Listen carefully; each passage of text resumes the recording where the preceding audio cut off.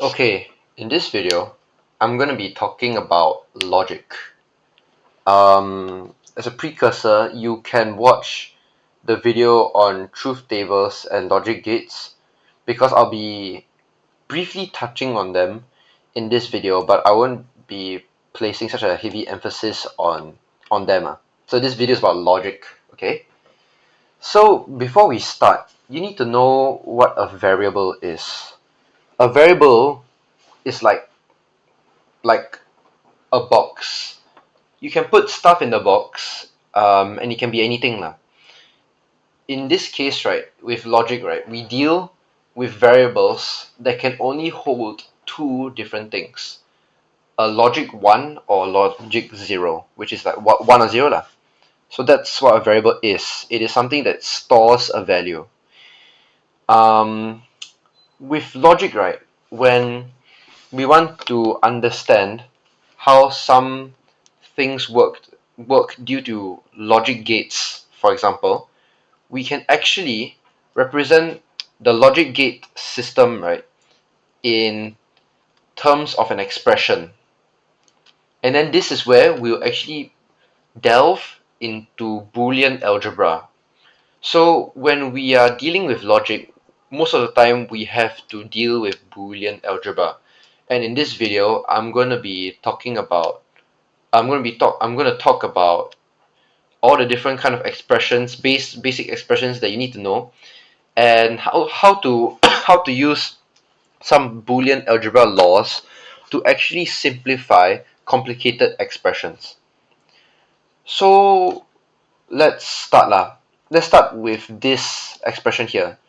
So before I go on, this x will represent the output, and a and b and all other variables that are not x will actually represent the variables that store the thing, store either 1 or 0. Okay, so let's start with this expression. To describe the behavior of this, right, we can use a truth table. If you don't know what this is, yeah, I highly suggest you watch the truth table video to get a better understanding of what's going on. So a b, what's the relationship between these two?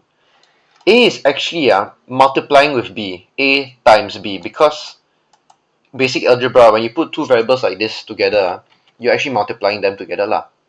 So it's a times here. So we're actually multiplying them. So let's just do some basic math, okay? If a is 0 and b is 0, 0 times 0 is what? 0, right? That's right. So to fully describe the truth table, we just need to sub the values in. 0 times 1 are 0. 1 times 0 are 0. 1 times 1 are 1. And then we're done. And this shows us the behavior of what a times b is. So actually here, there's only one case in all the cases of different values of a and b where x is actually 1. The rest of the cases, x is 0.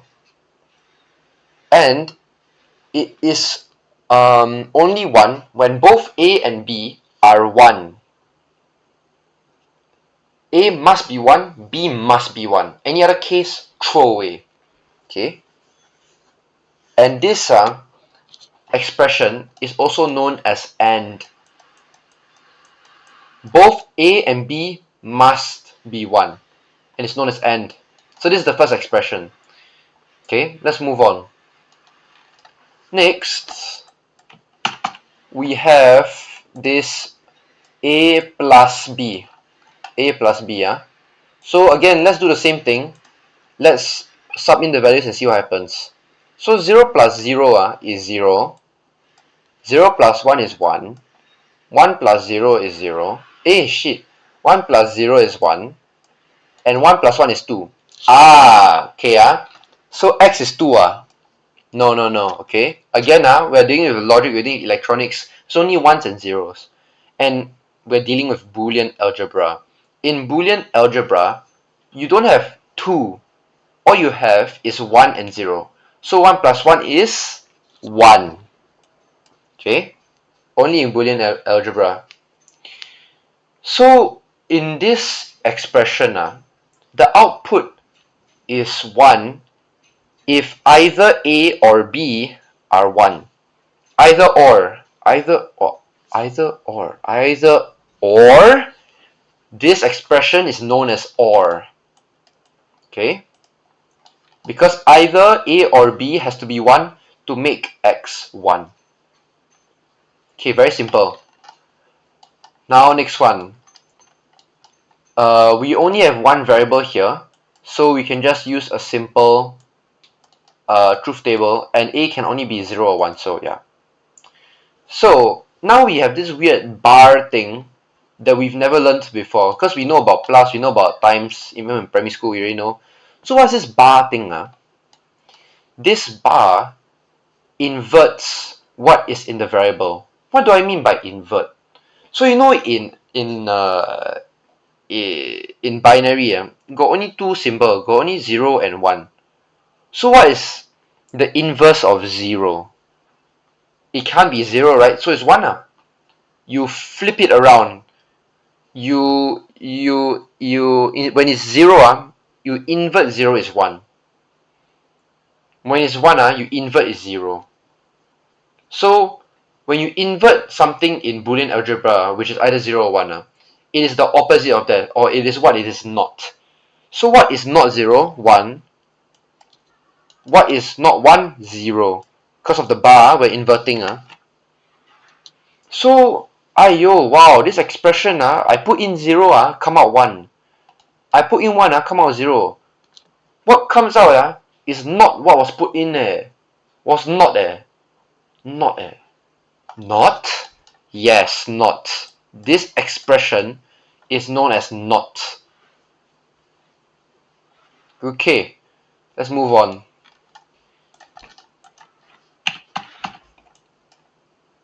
Shit, bro.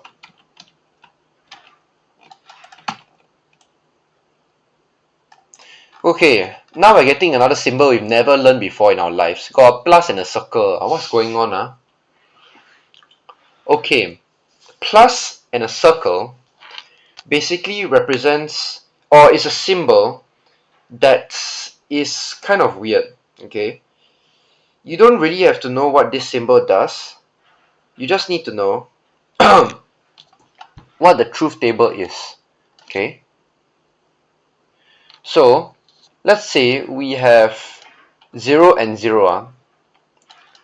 Oh, okay, you know what? No. I was planning to just skim over what the circle plus means, but I'm just gonna go for it, okay?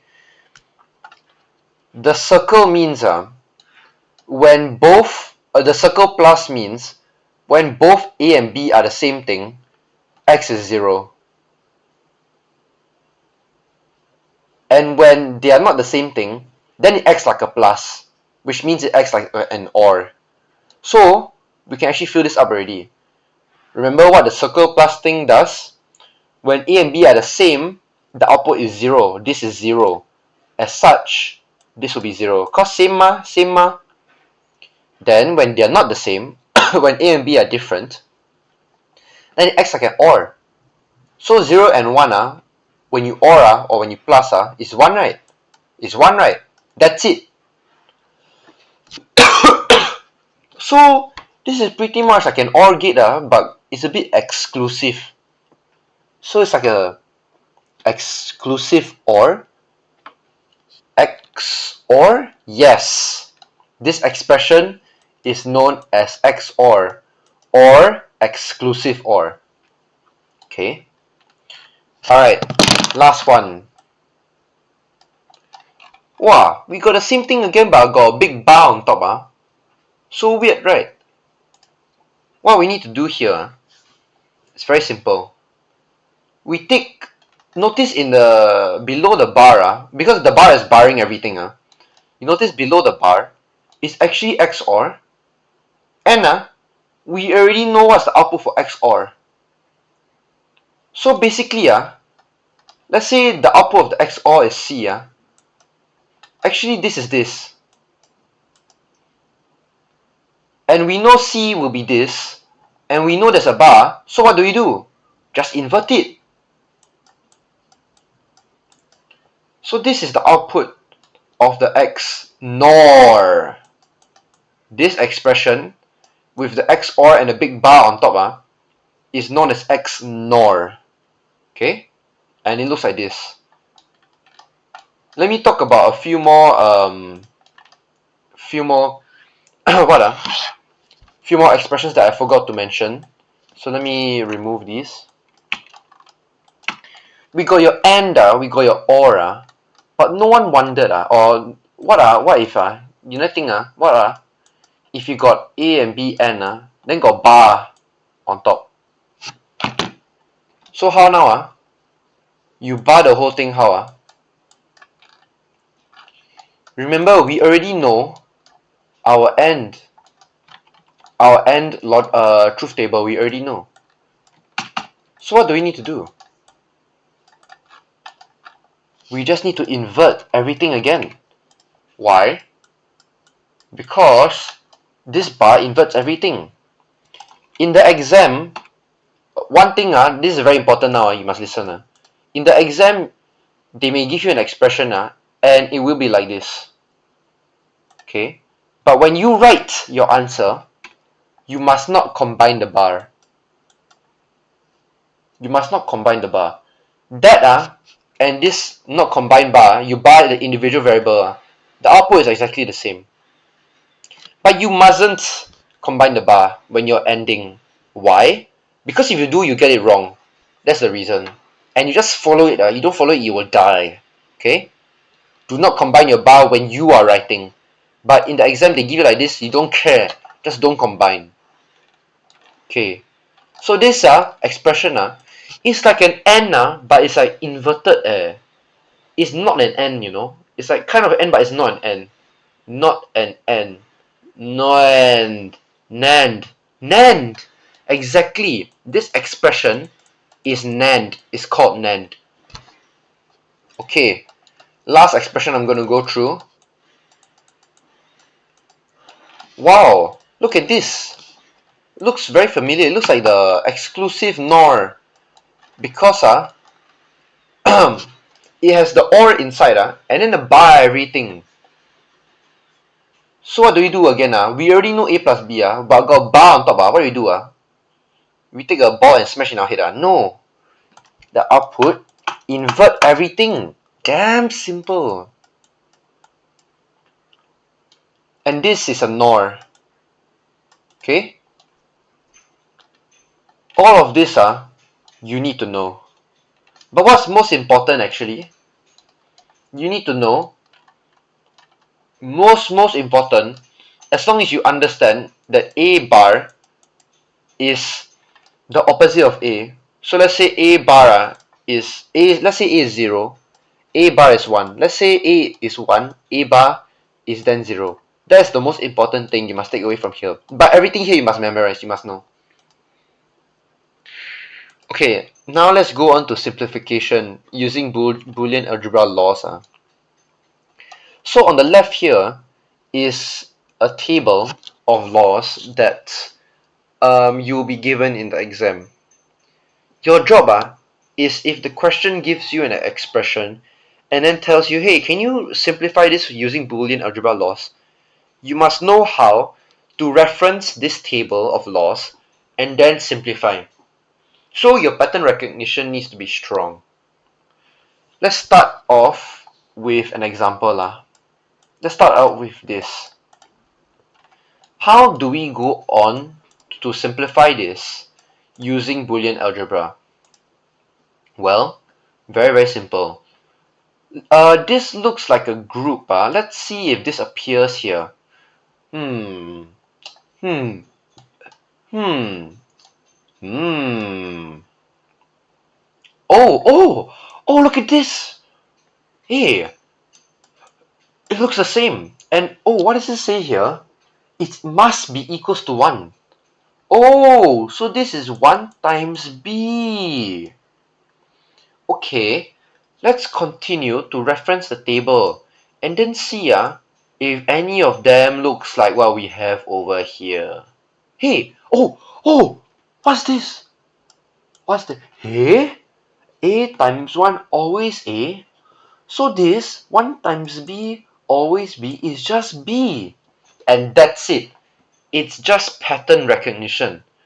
And with that, we've already simplified this into this.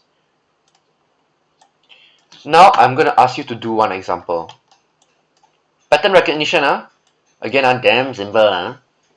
Okay, so pause the video now. Try this. Simplify. Okay, let's start. Okay, this doesn't seem like it can be a group, but this does. So let's see if anything looks like this.